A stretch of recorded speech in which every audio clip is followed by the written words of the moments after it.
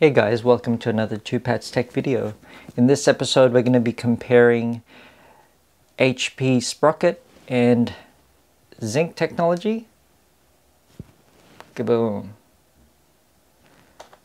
And Fujifilm Instax Mini and film. So first off, comparing the two substrates, if that's the right word. We can see that the Zink packaging per 10 sheets is quite a bit thinner than the Fujifilm's, and that's because the Zink technology is not film. So it's stable against any light sources. So the package is literally just the 10 sheets of paper and a calibration sheet. Whereas with the Instax, because it is real film, which is photosensitive, there needs to be a bit more care in terms of keeping the film protected from light until you can get it into the machine. So let me just show you what a cartridge looks like. So the cartridge is this guy here. You can see it. There's actually quite a bit of thickness to it. This is where the film sits, and when you first have let's see, so when you first get the film, it's got this black sheet that protects the film from light, and when you load it up and press the shutter for the first time, or sometimes it happens automatically, this black sheet will come out and it will expose the film. So the downside of that is that once you've got your Instax mini film into your device, whether it be a camera or a printer, it means that you can't take it out. So until you've used up all 10 exposures, you can't swap it out for, say, a color film versus monochrome film. Whereas with the Instax, I've already had an occurrence where I've accidentally dropped the printer and all of the pieces of paper came out, but because it's not light sensitive, it was pretty innocuous, and all I had to do was just put the paper back in. No dramas. So in terms of cost, how much did they cost? Now, even just judging by how much stuff actually comes into the packaging, it's pretty easy to see that the Instax Mini is going to cost more per sheet. Now, in terms of Australian pricing, the cheapest I've seen the Zink paper has been about 55-56 cents per sheet, whereas the Instax Mini, it's typically over $1, unless you could get them in very bulk amounts. Like, I recently got a deal where I got 100 sheets for $76, which is quite good, which obviously brings down the price quite a bit to 76 cents per sheet. So let's move on to another disadvantage. So you might be able to see there that there is a date attached to this film cartridge, and that's because film expires. So I guess there's a time when the chemicals will not work as well as they would when they're first created, which means that you have to keep track of how old your film is and make sure that you use film that is still current. Whereas with Instax, I mean, it's possible it also has an expiry date, but I think it's so long that effectively it doesn't have one. Let me just check. Nope. Yeah, so in terms of longevity, you could potentially buy a whole bunch of these and not have to worry about it expiring. Whereas with the Instax, you have to be a bit more mindful that your film might actually expire before you have a chance to use it. Now let's have a look at print sizes. So the Zink technology,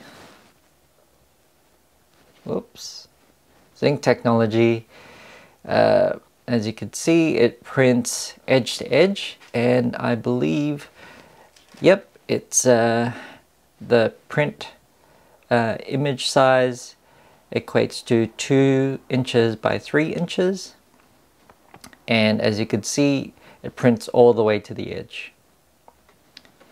In comparison, the Fujifilm Instax is a smaller image. I think in terms of overall size, the Instax is a bit bigger, but a lot of it is actually cardboard backing. And this area here is where the chemicals sit. So in terms of the size of the image, the Instax here is actually quite a bit smaller than the Zink. But having said that, the benefit of the Instax print is that because it does have that cardboard backing, it's a bit more stiff, I guess, because what I find with the Zink is when it first comes out of the printer, the paper's nice and flat, but over time it tends to curl up, like so. Whereas with the with the Instax, because it's got that cardboard backing, it kind of keeps it flat, and it makes it quite good as well, because you could even have it, I've seen stands where you basically clip it onto there, and it could stand up by itself. You don't need a lot of extra stuff to sort of present your photos. On the other hand, the benefit of the Zink paper is that I think most of the Zink paper is actually a sticker. So you could just remove this backing and stick it to any surface. Whereas obviously with the Instax, it's just a cardboard back. So in terms of scrapbooking or just pasting it to another surface, you need to do a bit more on the Instax side.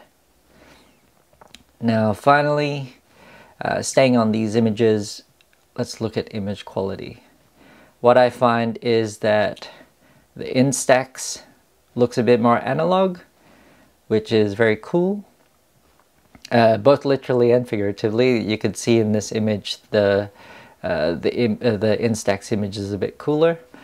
On the other hand, the Zink paper image is much sharper, but it also introduces a lot of digital artifacting, especially in the blurred areas. And so it really depends what you want. If you want something that is more accurate in terms of detail or providing as much detail as possible, then I would go for the Zink. But if you are going for more of a look and feel, I think the Fujifilm wins there, because it just looks more analog and it looks more old school.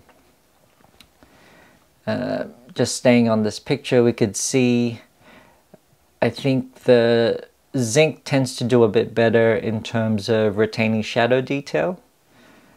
You could see in the other Pat's beard here and on his jacket, there's a lot more detail that's retained or visible in that image, whereas in the Instax, a lot of that shadow detail is crushed, which is a look. So if you're into that, then that's quite good. But if you're looking at it technically, you've lost a lot of shadow detail there. So I would take that into account when comparing these two.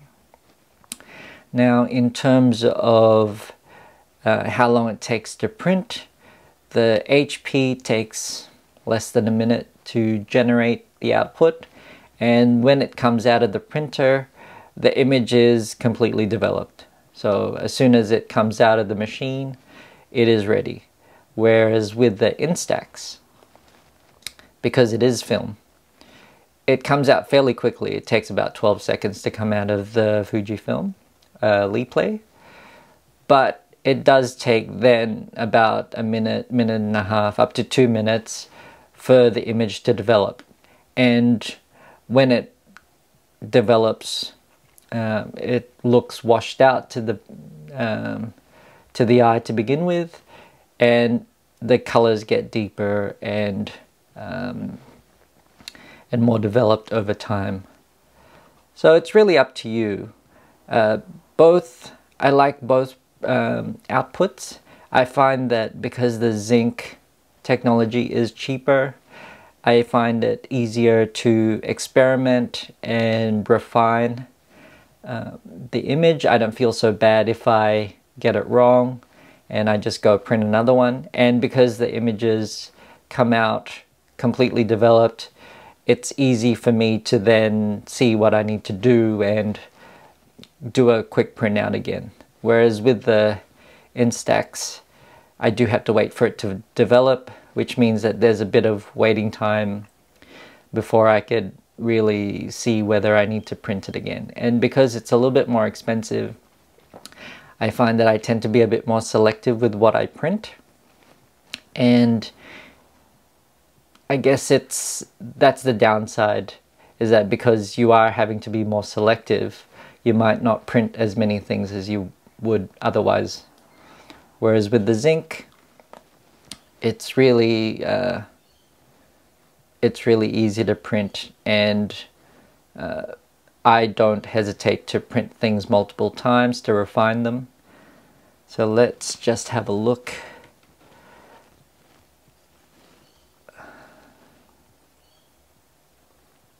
Oh, yeah. So this is me playing around with using the Zink paper to print in black and white. So the first time I generated it, I could see there's a lot of artifacting and there's sort of like a sepia tone, which I didn't like.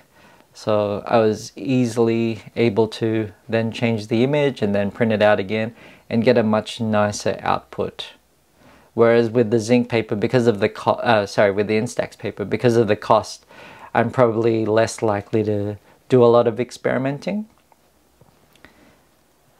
So yeah, just a quick overview of how I feel about the two print mediums, and let me know if you've got any questions or anything you'd like me to test out, and we'll see you in the next video. Thanks.